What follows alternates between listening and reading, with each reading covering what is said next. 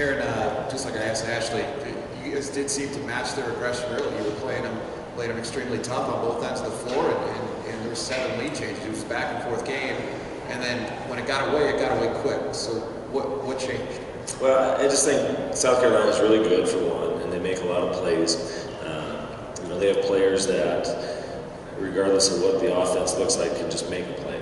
They made some of those plays on offense and defense for that matter. So I think they deserve a lot of credit for that. I think on our side of it, I went back and watched the film. I don't know if maybe over on my side, over coaching a little bit. We tried to change some things a little bit, and none of those changes were as effective as we'd hoped that they would be. So we'll take a look at that too. At the end of the day, our half-court man-to-man defense wasn't too bad. I think that was probably when we were at our best. And in that 10-minute stretch, we were maybe a little bit more zone, a little bit more aggressive in a couple areas. And I think that didn't help us. So I think that's probably a little bit of something that falls back on me for some of the choices I made there. But also, I look at the stats, and they got 52 shots, we got 52 shots. Obviously, they made 8 more, and that's a big number. They made 1 more 3 than us. They had 6 more free throws. We talked about the offensive rebounds. I know they scored, they only had 8 offensive rebounds, which is a very low number for that team. So, it's a 22-point game. And so I felt like it was a 22-point game. I don't think that's one of those that just got away from us at the end. It felt that way. But at the same time, there's still things that we did well, but they were just better than we were today. And so they kind of masked up some of the things that we did well, I think.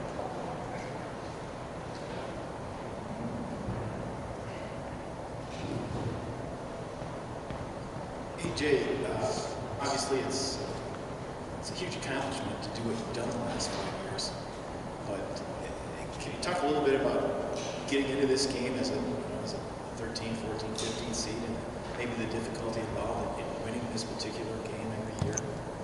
Well, yeah, it's a challenge. I remember our first year we were a 7 seed, and that's a much better position to be in versus who you're going to be playing against. If we stayed at 13, 14, 15 seed, you're going to play people who are top 20 teams. And we've done that in the regular season too, but obviously playing those teams is much more difficult than playing a team that's 40th, So we've played the kind of non-conference schedule that it takes to have a little bit better seed. And I thought we played pretty well this year. We just didn't have a couple of wins that we needed. The difference between being a 13 seed and maybe being a 10 seed is probably just 2 wins for us.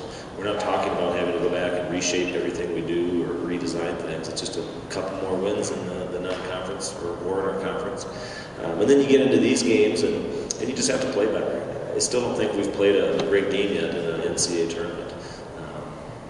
But as you mentioned, when we're 14 or 13 or whatever it might be, we can play great and still lose because the teams we play are that good too. So I think it's okay for our players and our coaches to feel really good about what we've done and also be still a little disappointed that we haven't quite taken that next step.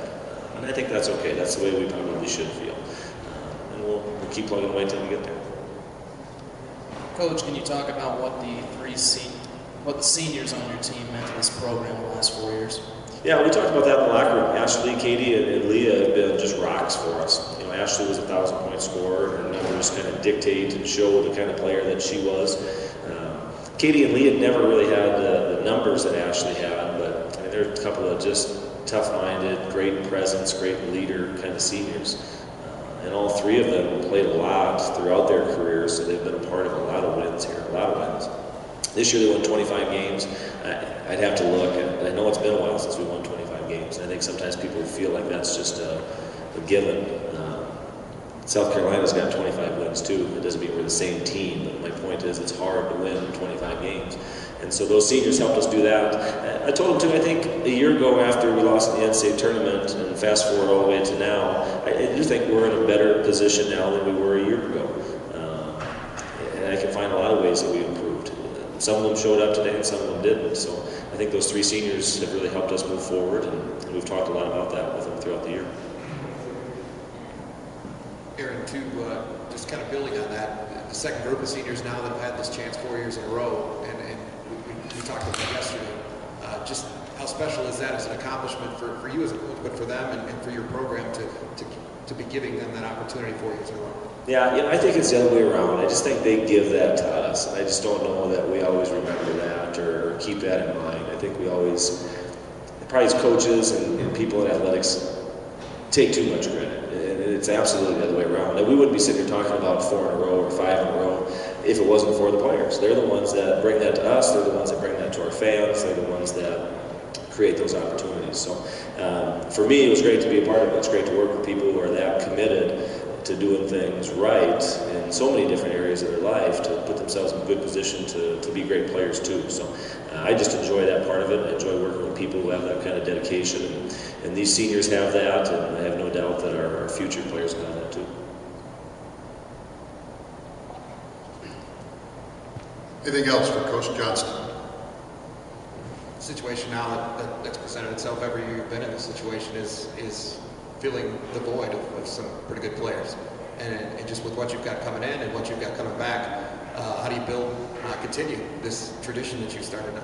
Yeah, we really do have good players coming next year and the year after. Our next two recruiting classes are excellent and kind of done. We've got young players right now that I think ready to take big steps forward. Megan Stewart, Brian Claren, a couple of them. Gabby Bover's only sophomore. Megan Toshik's only sophomore. We bring back Tara next year as a senior. Steph Pollock is a senior who sat out obviously this year. Deanna Straub's another great senior. I feel really good about the future. The one thing we lost with this group though is, like I said, that toughness. And I'm not saying we don't have that next year, but it's easy to see talent. I think we've got a lot of that coming and a lot of that returning.